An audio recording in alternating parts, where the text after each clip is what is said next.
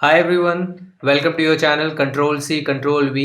आज हम beehive text book का chapter 1 the fun they had का थिंकिंग अबाउट द टेक्स्ट के क्वेश्चंस करेंगे। अगर आपने इस चैप्टर की रीडिंग का वीडियो नहीं देखा है तो आपके टॉप राइट कॉर्नर में इसका लिंक है, उसे क्लिक करें और ज़रूर देखें। बिफोर वी स्टार्ट, अगर आपने हमारे चैनल को सब्सक्राइब नहीं किया है तो प्लीज़ सब्सक्राइब और हमें सपोर्ट करें।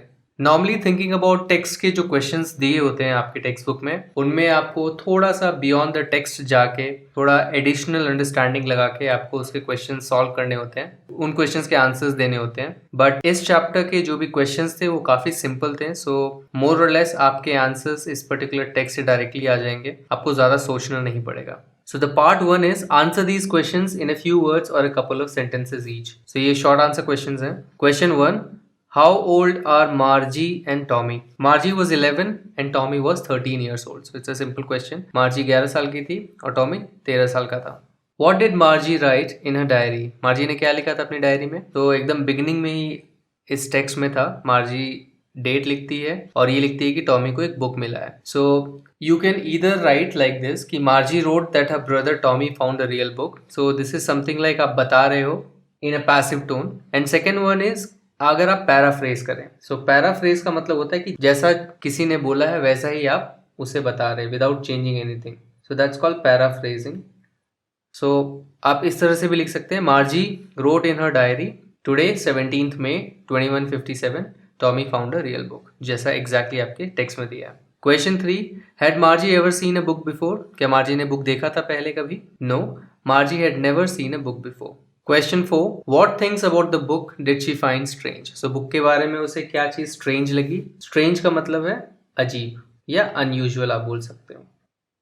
The things she found strange about the book were: the book had pages, the words on the book were still and not moving like they did on her screen, the words don't change on the page and remain as they were even when they were flipped. So तीन चीज़ें क्या अजीब लगी उसे कि book में pages थे, secondly जो वर्ड्स थे बुक में वो मूव नहीं करते थे जैसे उसकी स्क्रीन में किया करते थे, एंड थर्ड जो वर्ड्स थे वो पेज में कभी चेंज नहीं होते थे, वो हमेशा सेम रहते थे इवन इफ उन्हें आप फ्लिप कर दें। फ्लिप यानी आप जब पेजेस टर्न करते हो। सो आप स्पेशली ई बुक रीडर, अगर आपने कभी देखा हो, ई बुक रीडर के ऐप्स देखे हो, तो आप जैसे ही फ्लिप करते हो पेज तो पेज चेंज हो जाता है। आपकी स्क्रीन सेम रहती है बट पूरा पेज चेंज हो जाता है। बट ऐसा उस बुक में नहीं होता। उस पेज को आप वापस लाओगे, उस पेज में वही टेक्स्ट लिखा होता है, तो उसके बहुत अजीब लग रहा था। What do you think a telebook is? So यहाँ पे अभी आपको थोड़ा सा दिमाग लगाना है, एंड इट्स क्वाइट सिंपल कि टेले बुक क्या है, आपको क्या लगता है? So telebook is an ebook which is read on a television. So telebook एक e-book है, इलेक्ट्रॉनिक बुक है, which is read on a television. Now e-book ऐसा टर्म है जो अभी लोग समझते हैं and it's fine if you use this word, and otherwise you can also write digital book, वो भी perfectly fine होगा। Where was Margie's school? Did she have any classmates? So Margie का स्कूल कहाँ था? क्या उसके कोई क्लासमेट्स थे? So Margie's school was near her bedroom. She didn't have any classmates. And आप उसको अगर एलैबोरेट करना चाहते हो तो आप लिख सकते हो she study in a school room alone, but क्योंकि ये शॉर्ट आंसर क्वेश्चन है तो उतना एलैबोरेट करने की जरूरत नहीं है। What subjects did Margie and Tommy learn? So इस पर्टिकुलर टेक्स्ट में बताया गया था कि मार्जी ज्योग्राफी और मैथ्स पढ़ रही है एंड टॉमी जो है हिस्ट्री और मैथमेटिक्स पढ़ रहे हैं। So you can write the same, Margie learn geography and mathematics and Tommy learn history and mathematics. Part 2, answer the following with reference to the story. इन क्वेश्चंस में आपको एक सेंटेंस दिया हुआ रहेगा फ्रॉम द टेक्स्ट आपके chapter में से, एंड उससे रिलेटेड कुछ सेट ऑफ क्वेश्चंस रहेंगे। सो इनको सॉल्व करने का सबसे सिंपल तरीका ये है कि आपको वो सेंटेंस याद रहे कि स्टोरी में किस वक्त कहाँ पे आया था, एंड अगर आपको कॉन्टेक्स्ट पता होगा then you can answer the questions. So more often than not ज़्यादातर ऐसे क्वेश्चंस बहुत इजी होते हैं, but the hard part is that you remember कि ये कब आया था स्टोरी में। एंड आपको अगर एग्जाम्स में ऐसे क्वेश्चंस आते हैं and it can be a very popular format, तो इसके लिए आपको लाइन बाय लाइन रीडिंग बहुत ज़रूरी है, एंड इसीलिए मैं आपको पढ़ाता भी इसी तरह से हूँ। Instead of showing you summary एकदम से, मैं आपको लाइन बाय लाइन पढ़ाता हूँ, क्योंकि लाइन बाय लाइन पढ़ाने से आपको ये सेंटेंसेस याद रहेंगे, आपको वर्ड के मीनिंग्स भी याद रहेंगे। इवन दो आपको अभी टाइम लगेगा पढ़ने में, first time, second time, third time, but by the time आपके एग्जाम्स आएंगे, आपने 2-3 बार ऑलरेडी पढ़ लिया होगा इसको, तो आपको बहुत कम समय लगेगा उसको वापस रिवाइज करने में। सो आप आलस मत करिए, हमेशा चैप्टर को लाइन बाय लाइन लाइन पढ़ी है। एंड जब भी आप कोई स्टोरी को दोबारा पढ़ते हैं तो कभी कभी हमारा ब्रेन कुछ नई चीज़ ऑब्जर्व करता है उसमें, एंड हमें कुछ ऐसी इंपॉर्टेंट लाइन्स याद भी रह जाती हैं। So it will be very easy for you to answer such question. So इनका कोई मैजिक मंत्रा नहीं है कैसे सॉल्व करें, बेस्ट इज कि आप लाइन बाय लाइन रीडिंग करें हमेशा। So the first question is, I wouldn't throw it away. ये किसने कहा था? Who says this words? So Margie says this words. What does it refer to? So it refers to the telebook, क्योंकि वो उस समय बोलती है कि मेरे टेलीविजन स्क्रीन में बहुत सारे बुक्स हैं एंड उसमें अभी भी मिलियंस ऑफ बुक्स की जगह है, मैं इसे फेंकूंगी नहीं, I wouldn't throw it away. So what is it being compared with by the speaker? So वो किससे कंपेयर कर रही थी? It is being compared with a real book. So वो रियल बुक से कंपेयर कर रही थी क्योंकि पास्ट में वो अज्यूम कर रहे हैं कि लोग एक बार पढ़ के उन्हें फेंक देते थे बिकॉज उसका कोई यूज नहीं रह जाएगा, बिकॉज उसमें सेम कंटेंट रहेगा, कुछ नया नहीं मिलेगा उन्हें। सो एक बार यूज करके they used to throw it away. So वो रियल बुक से कंपेयर कर रहे हैं। Sure, they had a teacher, but it wasn't a regular teacher. It was a man. Who does they refer to? So they किसके बारे में बात की जा रही है? So they refer to the students in the past. जो पुराने जमाने के स्टूडेंट्स थे उनके लिए वो रेफर कर रहे थे। What does regular mean here? Here regular means the mechanical teacher that teaches them. So यहाँ पे regular, इनके लिए regular teacher कौन है? जो mechanical teacher है जो उनको पढ़ाता है। So here regular means their mechanical teacher. It is contrasted with a human teacher in the past. So किससे contrast किया जा रहा है? Contrast किया जा रहा है जो human teacher होते थे past में। Part 3, answer each of these questions in a short paragraph.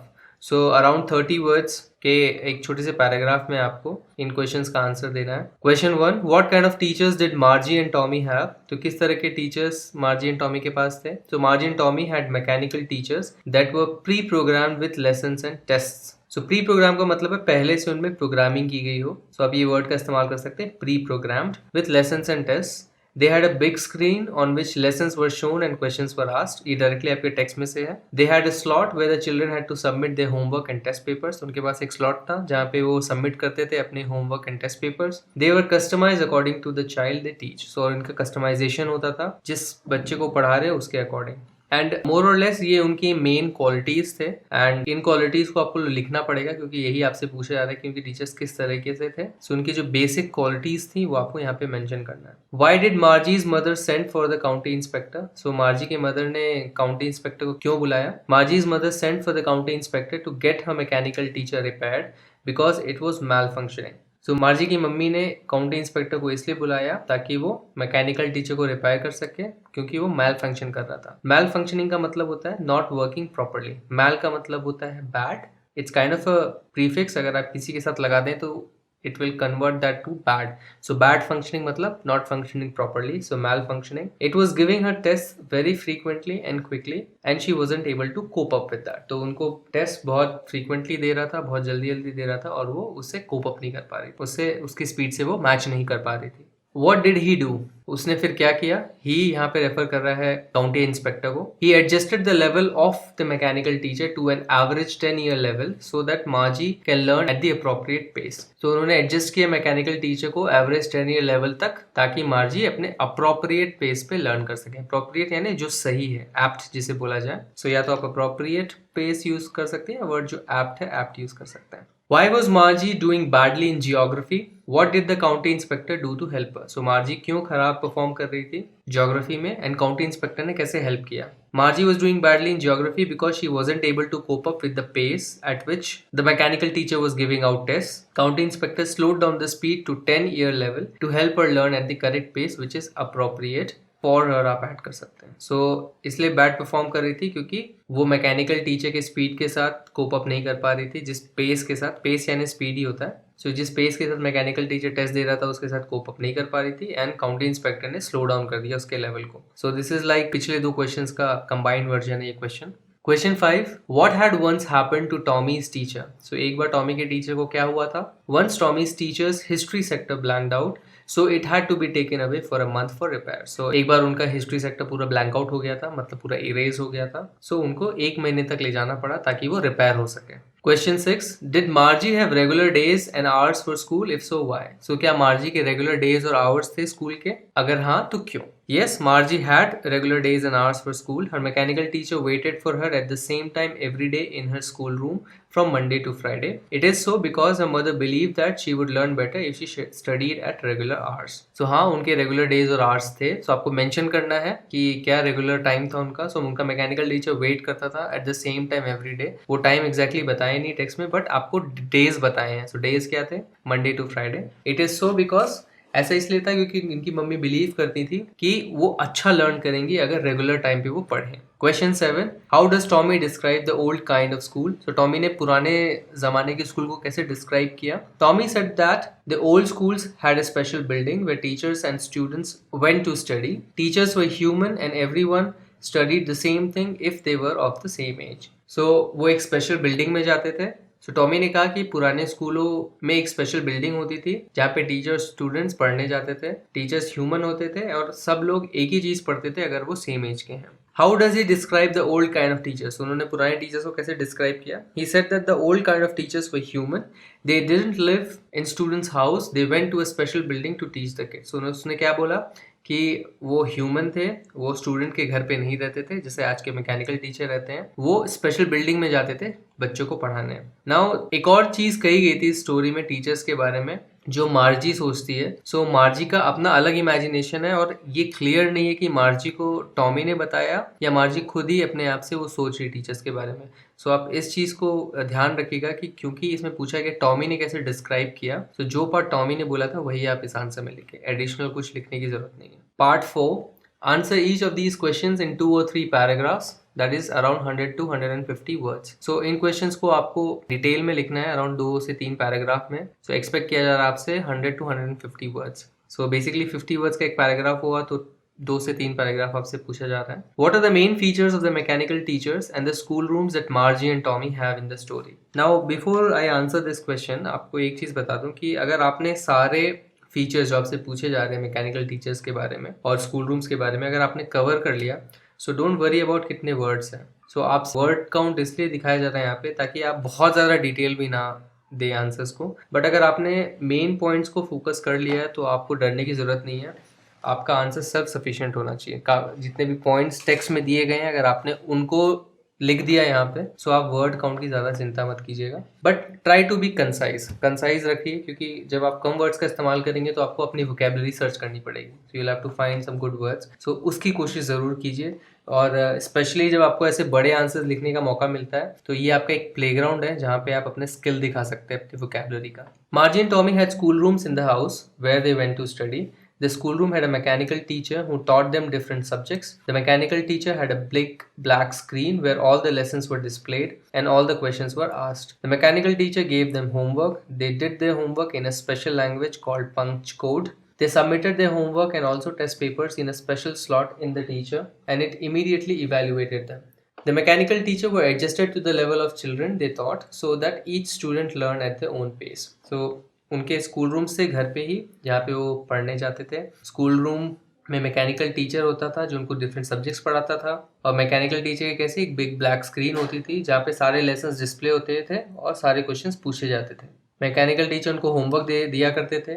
वो एक स्पेशल लैंग्वेज में होमवर्क करते थे जिसका नाम था पंच कोड और वो सबमिट करते थे अपना होमवर्क और टेस्ट पेपर स्पेशल स्लॉट में जहाँ पे डालने के बाद टीचर इमीडिएटली इनको इवेल्युएट करते थे. द मैकेनिकल टीचर वो adjusted to the level of और मैकेनिकल टीचर को एडजस्ट किया गया था लेवल ऑफ चिल्ड्रन के अकॉर्डिंग सो दैट कि हर स्टूडेंट अपनी पेस के साथ पढ़ सके. सो ये पॉइंट्स अगर आप कवर कर लेंगे सो it will be enough. Why did Margie hate school? Why did she think the old kind of school must have been fun? So Margie school को क्यों हेट करती थी और उसे क्यों लगता था कि पुराने ज़माने के जो स्कूल थे वो बहुत फन रहे होंगे.